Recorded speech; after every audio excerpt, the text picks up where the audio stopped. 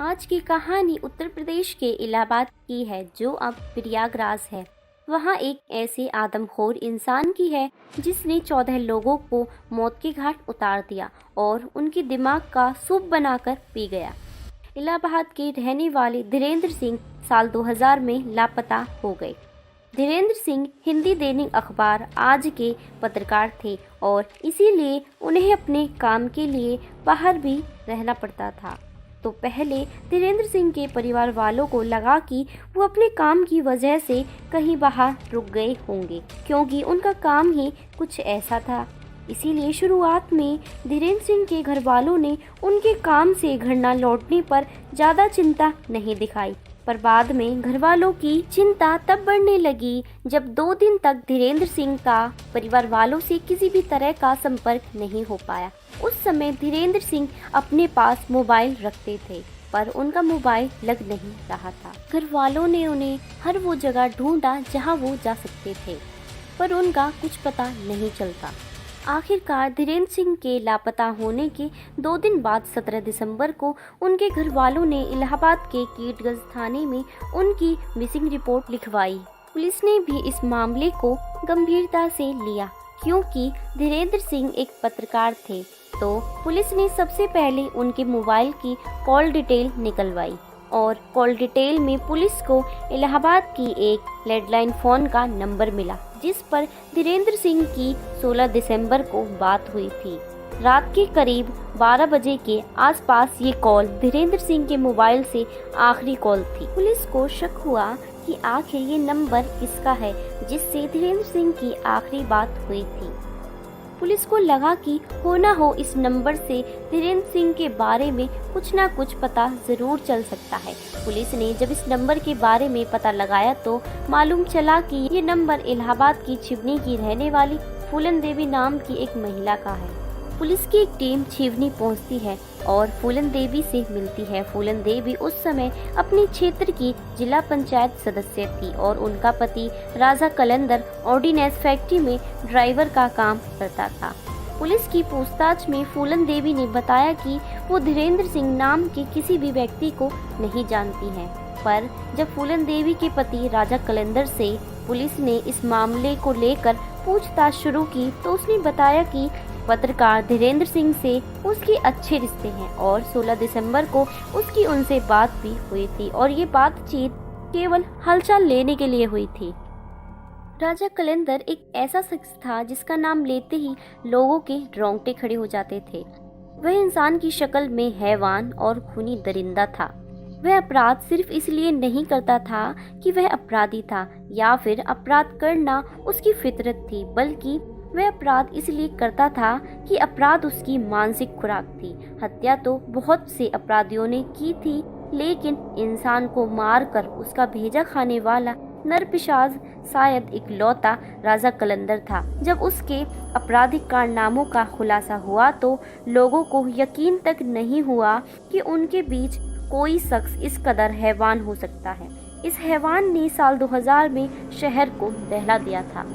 लेकिन आज की क्राइम स्टोरी आगे बढ़ाने से पहले आपसे एक छोटी सी रिक्वेस्ट है। अगर आपको क्राइम स्टोरी देखना पसंद है और आप ऐसी ही क्राइम स्टोरी और जानना चाहते हैं तो इस वीडियो को लाइक करें और चैनल को सब्सक्राइब जरूर करें। राजा कुलेंदर का असली नाम राम निरंजन था और उसकी पत्नी का नाम गौतमी था, लेकिन शादी के बाद उसने अपनी पत्नी का नाम गौतमी बदलकर फूलन देवी रख दिया। और राजा कलंदर के 3 बच्चे थे, जिसमें से उसने 2 बेटों का नाम अदालत और जमानत रखा था और अपनी बेटी का नाम आंदोलन रखा था। वह ऑर्डिनेंस फैक्ट्री में काम करता था। कर्मचारी होने के बावजूद वह खुद को राजा ही समझता था। उसका कहना था कि जो आदमी उसे पसंद नहीं आता वो उसे अपनी अदालत में सजा जरूर देता। इस नरपिशाच की हैवानियत का अंदाजा आप इस बात से लगा सकते हैं कि उसने ऑर्डिनेंस फैक्ट्री में एक कर्मचारी को इसीलिए मौत के घाट उतार दिया क्योंकि वह कासियत बिरादरी का था। उसका मानना था कि कासियत लोगों का दिमाग बहुत तेज काम करता है, इसीलिए कर्मचारी का कत्ल करने के बाद वह कई दिनों तक उसकी खोपड़ी के हिस्से को भूनकर खाता रहा और उसके दिमाग को उबालकर उसका सूप बनाकर पीता था। राम निरंजन उस राजा कलंदर के शिकार बने पत्रकार धीरेन्द्र सिंह को राजा कलंदर ने भरोसे में लेकर अपने फार्म हाउस में बुलाया था। फार्म हाउस में राजा कलंदर ने धीरेन्द्र सिंह को जलती हुई आग सेकने के लिए उसके सामने बैठने को कहा था। धीरेन्द्र सिंह जब शिकायत कर रहे थे तभी पीछे से राम निरंजन के साले बख्शराज ने तमंचे से धीरेन्द्र सिंह की पीठ पर गोली मार दी। धीरेन्द्र सिंह की तत्कालीन मौत हो गई। उसके बाद खेत में राम निरंजन और राजा कलंदर ने धीरेन्द्र सिंह का सिर और लिंग को काट दिया और धड़ व लिंग को खेत में दफन कर दिया और धीरेन्द्र सिंह के कपड़े झाड़ियों में फेंक दिए। राजा कलंदर ने धीरेन्द्र सिंह की मोटरसाइकिल अपनी समधी दशरथ लाल को दे दी और जूते साले को दे दिए। राजा कलंदर ने धीरेन्द्र सिंह का मोबाइल खुद रख लिया और साल 2000 में ताबड़तोड़ वारदात करके पुलिस की नींद हराम कर दी। पत्रकार धीरेन्द्र सिंह के घर वालों ने हत्या का संदेह जताया था। पुलिस जांच के दौरान तत्कालीन जिला पंचायत सदस्य फूलन देवी के घर पहुंची। वहां उन्हें धीरेन्द्र सिंह का सामान मिला था। राजा कलंदर ने पुलिस के सामने अपना गुनाह कबूलने को कहा, लेकिन उसने अपना गुनाह कबूलने के लिए पुलिस से एक अनोखी डिमांड की। उसने बताया कि वह सब कुछ बताएगा, लेकिन वह उससे पहले पेट भरकर दाल पिएगा। पुलिस उसकी ये डिमांड सुनकर हैरान हो गई। ऐसा नहीं था कि उसकी डिमांड बहुत बड़ी थी, बल्कि ये डिमांड तो बहुत अजीब थी। पर पुलिस के पास पहली बार सुराग लगा था। वो किसी भी तरह इस केस को सुलझाना चाहती थी, तो पुलिस ने राजा कलंदर की इस अजीब डिमांड को पूरा किया। इसके बाद राजा कलंदर ने जो बातें उगलनी शुरू की वो इंसानियत को शर्मसार कर देने वाली थी। उसने पुलिस को बताया कि उसका एक ग्रुप था जो सुनसान सड़कों पे आने जाने वाली गाड़ियों को लूटकर उनके ड्राइवरों को मार देता था।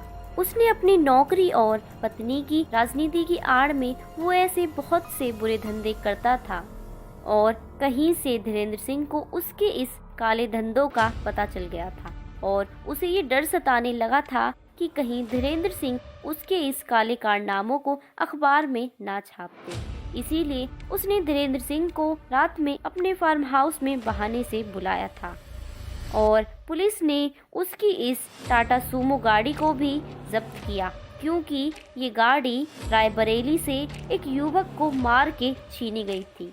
अब पुलिस राजा कलंदर को उस फार्म हाउस में ले जाती है जहां उसने धीरेन्द्र सिंह की हत्या की थी।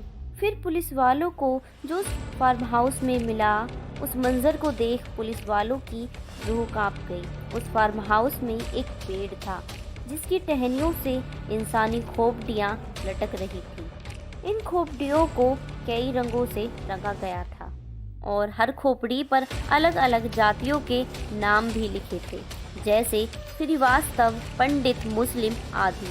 इसके बाद पुलिस ने उस पूरे फार्म हाउस की तलाशी ली और उन्हें बहुत अहम और पुख्ता सबूत हाथ मिले, जिसने राजा कलंदर और उन सारी खोपड़ियों के राज उगल दिए। पुलिस के हाथ एक डायरी लगी जिसे राजा कलंदर अपनी अदालती डायरी भी कहता था। इस डायरी में हर उस शख्स का नाम लिखा था जिसे राजा कलंदर अपना शिकार बना चुका था और इस डायरी में 14 लोगों के नाम दर्ज थे, जिनमें से आखिरी नाम पत्रकार धीरेन्द्र सिंह का था। इन 14 लोगों में से अधिकतर लोगों को मारने का तरीका और उसका उद्देश्य करीब करीब एक ही था। पर गौर करने वाली बात ये है कि आखिर उसने ये सब क्यों किया, क्योंकि हर जुर्म के पीछे कोई ना कोई मकसद ज़रूर होता है, एक कहानी ज़रूर होती है। और इस जुर्म की पीछे की कहानी राजा कलंदर का बचपन बताया जाता है। राजा कलंदर का बचपन कुछ खास नहीं था। वो पढ़ाई लिखाई में बहुत कमज़ोर था। वो चाहता था कि समाज उसकी भी इज्जत करे। बचपन से ही उसके दिमाग में यह बैठ गया था कि तेज दिमाग वाले और पढ़े लिखे लोगों की ही समाज इज्जत करता है, उन्हें अपने सिर पर बैठाता है। बस यहीं से उसने अपना नाम राजा कलंदर रख लिया। इस नाम से वो खुद को राजा जैसा महसूस कराता था और उसने अपने तीनों बच्चों का नाम अदालत और जमानत और आंदोलन केवल इसीलिए रखा था ताकि उसको ये महसूस होता रहे तीनों उसकी मुट्ठी में है, क्योंकि वो राजा है। राजा कुलंदर एक नरभक्षी इंसान था, या यूं कहे कि हैवान था, जिसको लगता था कि दिमाग से होशियार और काबिल लोगों के सिर से भेजा निकाल कर उसका सूप बनाकर पी लिया जाए तो दुनिया का सबसे बुद्धिमान और काबिल इंसान बना जा सकता है। वो ऐसे ही काबिल और होशियार लोगों को अपना निशाना बनाता था और उन्हें अपने फार्म हाउस पर बुलाता था, फिर उनका बेरहमी से कत्ल करता और फिर उनके सिर को धड़ से अलग करता। रात में वो अकेले अपने फार्म हाउस पर अदालत बैठा था, फिर उन खोपड़ियों को सामने रख कर किसी राजा की तरह उनकी सुनवाई करता और उस अदालत में वो खुद ही जज होता, वकील भी खुद ही होता और अदालत भी खुद ही होता। वो इन खोपड़ियों को अपना निर्णय सुनाता और फिर उसके बाद उनका भेजा निकाल कर सुबह खाली पेट सूप बनाकर पी जाता। इस तरह वो खुद को राजा महसूस कराता।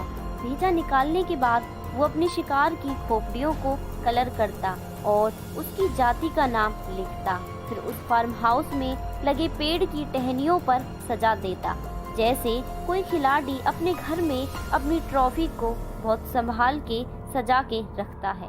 ठीक वैसे ही राजा कुलंदर इन खोपड़ियों को अपनी जीत के रूप में सजाकर अपने फार्म हाउस में लगे पेड़ की टहनियों पर लटका देता।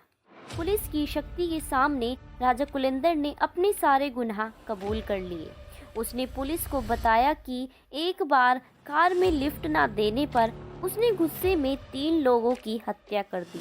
पुलिस ने राजा कुलंदर की निशानदेही पर उस फार्म हाउस से कालीचरण श्रीवास्तव के अलावा मोइन संतोष अशोक और धीरेन्द्र सिंह की खोपड़ियों को बरामद किया। उसने अपना पहला कत्ल 1998 में किया था और आखिरी कत्ल साल 2000 में किया था। राजा कुलंदर और उसका साला बख्शराज पुलिस के सामने अपने सारे गुनाह कबूल कर चुके थे। इलाहाबाद में दहशत फैलाने वाला अब सलाखों के पीछे है। पिछले साल ही Indian predator the diary of serial killer आई थी, जिसमें दिखाया गया था कि कैसे वो लोगों को मारकर उनके दिमाग का सूप बनाकर पीता था और उनकी खोपड़ियों पर कलर करके पेड़ की टहनियों पर सजाता था। अगर आपको ये वीडियो पसंद आई तो इसे लाइक करें, शेयर करें और कमेंट करके हमें बताएं कि ये वीडियो आपको कैसी लगी और चैनल को सब्सक्राइब जरूर करें। धन्यवाद। धीरेन्द्र हत्याकांड में कॉल डिटेल से पुलिस राजा कुलंदर तक पहुंची, जिसके बाद राजा कुलंदर के गुनाहों का पर्दाफाश हुआ था। पुलिस को दिए बयान में राजा कुलंदर 3 दर्जन से ज्यादा लोगों को मौत के घाट उतारने की बात कबूल कर चुका है। जो चुनाव जीतने पर विरोधियों ने फंसाया है, न उसका फिंगरप्रिंट हुआ है, न उसका DNA टेस्ट हुआ है, किसका है खोपड़ी ये भी तो दिखाएंगे।